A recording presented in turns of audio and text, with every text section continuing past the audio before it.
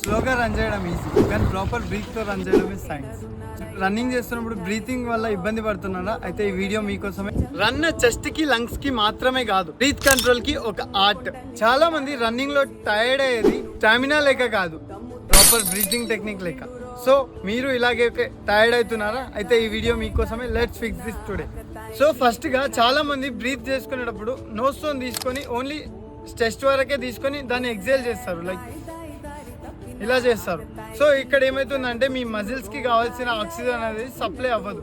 ఆ ఆక్సిజన్ అనేది మీ మజిల్స్కి ఎప్పుడైతే సప్లై అవుతుందో మీరు యాక్టివిటీలో ఉన్నప్పుడు, అప్పుడు మీ మజిల్స్లో లాక్టేట్ ప్రొడ్యూస్ అవ్వకుండా ఆక్సిజన్ టైప్ బ్లడ్లో ఆక్సిజన్ ప్రొడ్యూస్ అయ్యి చాలా ఈజీగా కంఫర్టబుల్గా రన్ చేయగలుగుతారు. సో మీరు బ్రీత్ అనేది లైక్ నోస్తో తీసుకున్నాక మీరు మీ బెల్లీ డయాఫ్రామ్ వరకు బ్రీత్ చేయండి. సో ఇది డయాఫ్రామెటిక్ బ్రీతింగ్ అంటారు. ఈ డయాఫ్రామెటిక్ బ్రీతింగ్ చేసుకోవడం వల్ల మీరు బ్రీత్ అనేది స్టమక్ వరకు ఫిల్ చేసి మీ మజిల్స్కి కావాల్సిన బ్రీత్ అక్కడ నుంచి డిస్ట్రిబ్యూట్ అవుతుంది, బ్లడ్ స్ట్రీమ్ అయితే పాస్ అవుతుంది. దానివల్ల మన మజిల్స్లో లాక్టేట్ ప్రొడ్యూస్ అవ్వద్దు, దీనివల్ల ఫ్యాటిక్ రాకుండా ఉంటుంది మజిల్స్.